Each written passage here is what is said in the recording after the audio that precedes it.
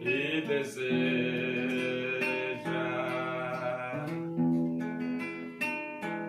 te salvar.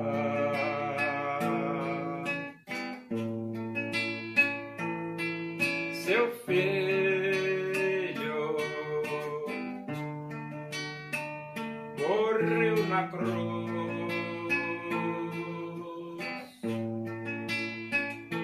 simplesmente por te amar.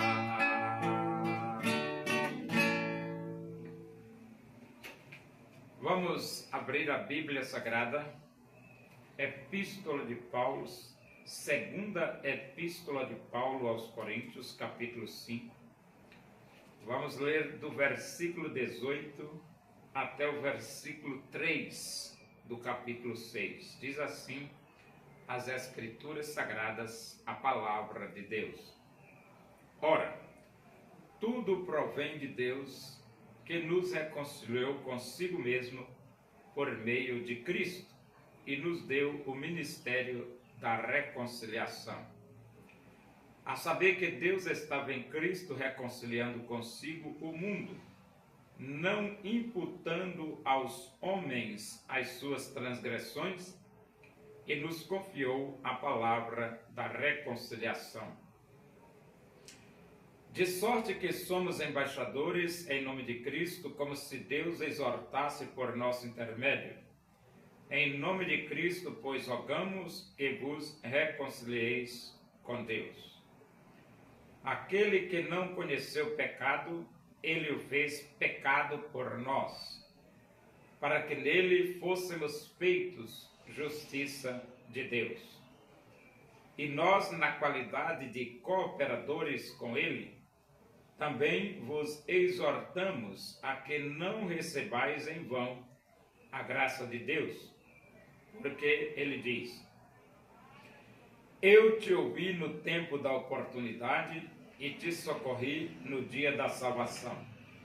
Eis agora o tempo sobremodo oportuno, eis agora o dia da salvação, não dando nós nenhum motivo de escândalo em coisa alguma, para que o ministério não seja censurado. A morte de Jesus na cruz, derramando seu sangue e sendo sepultado e ao terceiro dia ressuscitado, proporcionou ao homem a oportunidade de reconciliação com Deus. Aí você diz assim, mas por que a morte de Jesus Cristo proporcionou ao homem a oportunidade de reconciliação com Deus? O que separou o homem de Deus foi o pecado. O homem transgrediu e adquiriu uma natureza pervertida, degenerada, corrompida, pecadora. Deus é luz, não há nele treva nenhuma. E aí houve o rompimento entre o homem e Deus. E como de um só Deus fez toda a raça humana, todos que descendem de Adão somos pecadores, porque nascemos de um homem pecador. É por isso que a Bíblia diz: eu nasci em iniquidade e em pecado me concebeu minha mãe. Então, Deus é luz, não há nele treva nenhuma. Nós somos trevas, pecado. E houve um rompimento. Você lembra que Deus, na viração do dia, ia conversar com Adão. Mas depois que ele pecou, Adão foi expulso do jardim do Éden. Só que com a morte de Jesus na cruz do Calvário, a Bíblia diz que o sangue de Jesus Cristo, seu Filho, nos purifica de todo pecado. Ora, isso é lógico. Se o que separou o homem de Deus foi o pecado, porque Deus é luz, não há nele treva nenhuma, e o sangue de Jesus Cristo, seu Filho, nos purifica de todo pecado, então isso você já entende que a morte de Jesus Cristo nos proporciona a possibilidade de uma reconciliação com Deus, porque nós somos limpos dos nossos pecados pelo sangue de Jesus. É por isso que Paulo diz, ora, tudo provém de Deus que nos reconciliou consigo mesmo por meio de Cristo. Por que tudo provém de Deus? Porque Deus amou ao mundo de tal maneira que deu seu Filho unigênito para que todo aquele que nele crê não pereça, mas tenha a vida eterna. Então nós podemos nos reconciliar com Deus por meio de Cristo. E ele diz, e nos deu o ministério da reconciliação. Essa expressão, nos deu o ministério da reconciliação, porque é através da igreja que Deus prega o evangelho para os 8 bilhões de moradores do planeta. E esse significa o ministério da reconciliação, ou seja, a igreja prega para que as pessoas se arrependam, aceitem Jesus e se reconciliem com Deus. A saber que Deus estava em Cristo reconciliando consigo o mundo, não imputando aos homens as suas transgressões, e nos confiou a palavra da reconciliação. Então, através de Jesus, Deus estava reconciliando consigo o mundo. E através de Cristo, Deus não contabiliza os nossos pecados. Por que não? Porque eles foram apagados, perdoados. E então Deus nos confiou a palavra da reconciliação. A pregação do Evangelho é aquilo que Jesus Cristo disse, ide por todo mundo, pregai o Evangelho a toda criatura. Então, à igreja foi confiada a palavra da reconciliação. E então ele diz assim, de sorte que somos embaixadores em nome de Cristo, como se Deus exortasse por nosso intermédio. Somos embaixadores em nome de Cristo. Como se Deus exortasse por nosso intermédio. Então, quando nós pregamos o Evangelho é a voz de Deus. Para que você se arrependa, abra o seu coração e aceite Jesus. E ele diz, em nome de Cristo, pois rogamos que vos reconcilieis com Deus.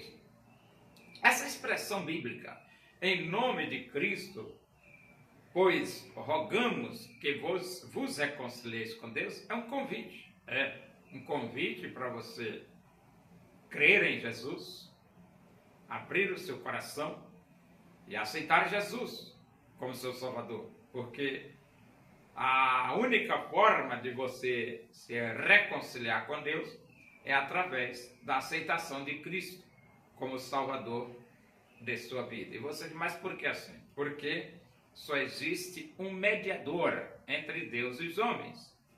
Cristo Jesus, homem. Por isso que você precisa se render, abrir o seu coração e aceitar Jesus. E ele diz, aquele que não conheceu o pecado, ele o fez pecado por nós, para que nele fôssemos feitos justiça de Deus.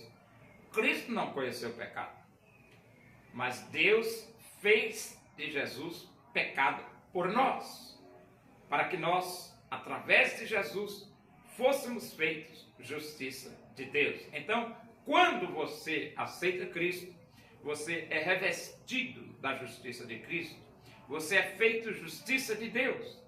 Agora você também é luz, e Deus também é luz. Por isso que agora há a reconciliação entre você e Deus. Porque através de Cristo você se torna luz. E como Deus é luz e não há nele treva nenhuma, então agora você pode viver com Deus, se reconciliar com Deus. Ele diz, e nós na qualidade de cooperadores com Ele, também vos exortamos a que não recebais em vão a graça de Deus. O que Paulo era? Um cooperador do Evangelho de Cristo. E nós? Nós somos cooperadores do Evangelho de Cristo. Nós somos cooperadores de Deus. Agora, essa questão de receber em vão a graça de Deus, que ele diz aqui, não recebais em vão a graça de Deus, é que o Evangelho é pregado. Mas se você rejeitar, então não vai atuar na sua vida. Não vai ter efeito nenhum na sua vida. Por que não vai ter efeito? Porque você rejeitou. E se você rejeitou, não tem como surtir efeito na sua vida. Para o Evangelho surtir efeito na sua vida, você precisa se arrepender, abrir o seu coração e aceitar Jesus como seu Salvador. Caso você não aceite, foi em vão o trabalho que Jesus Cristo fez na cruz. Pelo menos para você, né? Porque você não se beneficiou. E então ele diz aqui, porque ele diz, eu te ouvi no tempo da oportunidade e te socorri no dia da salvação. Então, no tempo da oportunidade, Deus te ouviu. Deus trouxe o socorro. Eis agora o tempo sobremodo oportuno, eis agora o dia da salvação. Então, Deus está querendo te socorrer, porque esse é o dia da salvação. É o dia que você pode se reconciliar com Deus. Agora, se você rejeitar, o que é que você pode fazer, né? E ele diz, não dando nós nenhum motivo de escândalo em coisa alguma, para que o ministério não seja censurado. Aqui é a vida exemplar do apóstolo Paulo.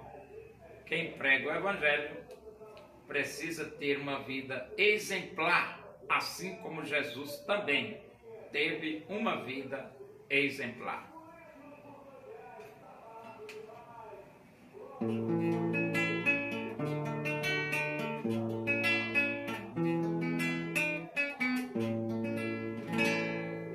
Deus usou o profeta Elias,